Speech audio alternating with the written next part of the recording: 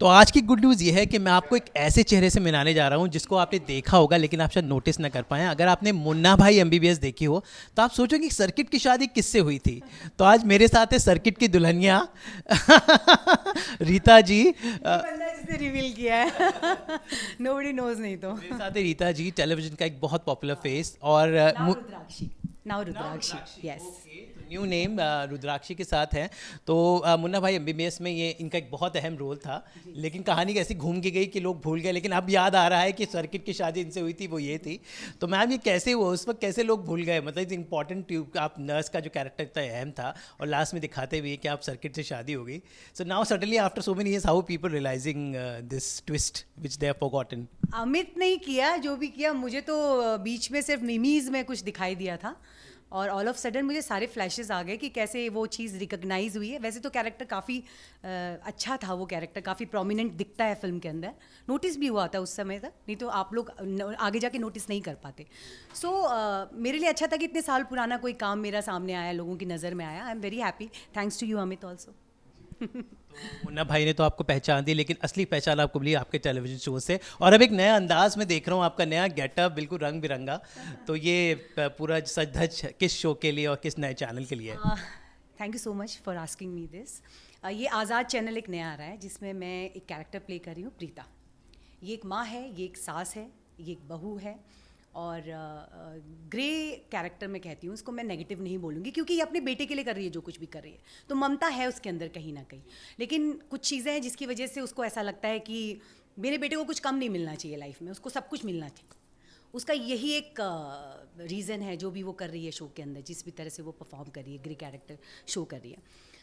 इसमें बहुत कुछ है करने के लिए, गाना है, आगे डांस भी होगा, मैं नेगेटिव भी करूँगी, पॉजिटिव भी करूँगी। सास भी मेरी हैं सामने जिनके साथ मेरा एक अलग नोक झोंक दिखाई देगी। गाने भी मैं बड़े यूपी के लेकर के आ रही हूँ, जैसे एक गाना हुआ है, मायरी में टोना करी हूँ, मायरी में टोना करी हूँ, कौए की चोंच कबूतर का पलना, उड़त चिड़ैया के नैन रे मैं टोना करी हूँ। एक्चुअली मैं टोना कर रही हूँ शो के अंदर। That's my role, that's my per character. आपका क्या जो लुक है बड़ा ही गजब है। मैं यहाँ पे बड़े खूबसूरत सजे धजे लोग मिल रहे हैं। तो जो कैरेक्टर हमारे इंडियन सास का जो प्रोटोटाइप है, एकदम जो माथे पर ऑरेंज सिंदूर, बिंदिया, झुमके, तो मैं चाहता हूँ थोड़ा आप ये लुक हमें एक्सप्लेन करें। जो आपके फैंस देख रहे हैं वो जरूर आपकी तरह सजना संवरना चाहेंगे। देखिए, यूपी की तरफ की कहानी है तो सिंदूर बहुत सारे रूरल एरिया में, मैं ये नहीं कहूँगी कि लखनऊ की तरफ या जो जितने भी, हाँ यस, हाँ उस तरफ जो बिल्कुल अभी गांव है हमारे जो उनकी उस तरफ आपको ये इस तरह के सिंदूर दिखाई देंगे लगाए हुए। एक्चुअली ये बिहार में भी इस तरह का लोग यूज़ करते हैं। तो बेसिकली ये बड़ी छोटे घर से निकली हुई औरत है जिसको ऑल ऑफ सडन पैसा वैसा दिख गया, सब कुछ मिल गया, तो उसने जितना कुछ कर सकती थी उसने सब कर डाला। सारे जितने गहने घर के होंगे, शायद रोज़ पहनती होगी 7 से चोर, हाँ, तो जितना कुछ उसको दिखता होगा वो पहन लेती होगी। ओवर द टॉप कहते हैं ना कि हर जगह पे वो अपने आप को ज़्यादा अच्छा दिखाने की कोशिश करते हैं ना कि हम रिच हैं। मतलब क्या होता है कि कुछ कैरेक्टर्स ऐसे होते हैं कि लाइफ में जब कुछ नहीं मिलता है, ऑल ऑफ सडन सब कुछ मिल जाता है, तो कैसे शो करेंगे। और औरतों में तो बेसिकली क्या है, घर का काम करना है, अपने को सजना संवारना है, बहुओं पे रौब दिखाना है।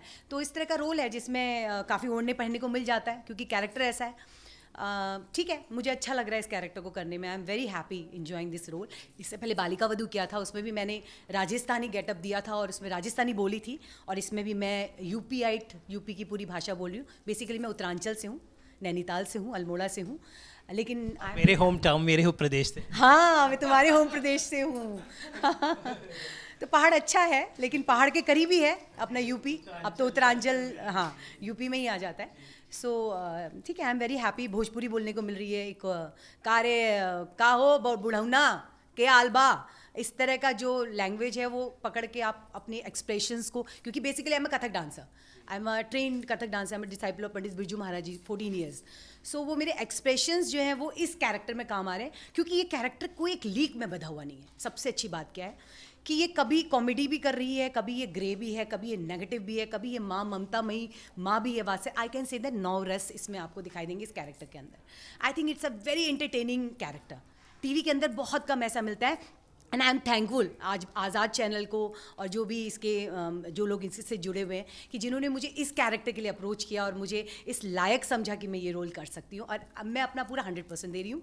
आई थिंक ऑडियंस भी बहुत पसंद करेगी। आई होप आप लोग सब देखिए और इन्जॉय करिए मेरा कैरेक्टर।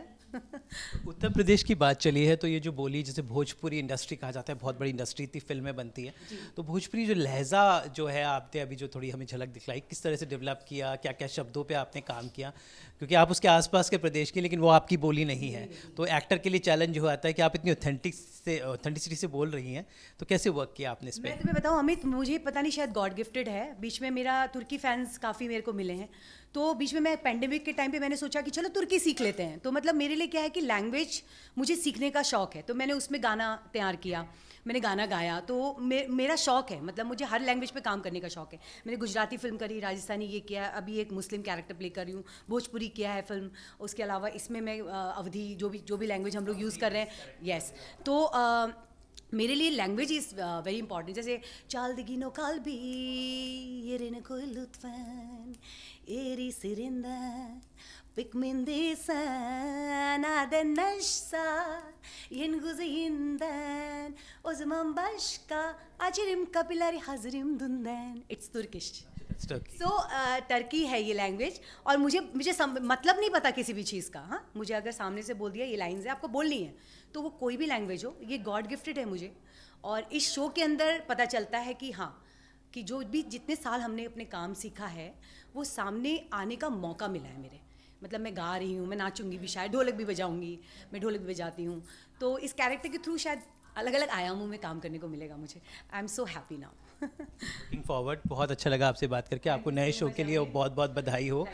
एंड दो दैट्स मैंने आपको जो ट्विस्ट बताया मुन्ना भाई MBBS का, तो आपको अब मैं उम्मीद करता हूँ कि इस नए शो से नए प्यार में, नए ऑडियंस से जाते थे, क्या कहेंगे ऑडियंस को? May be in the Awadhi language you can say something.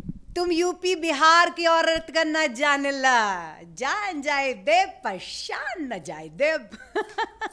Thank you so much.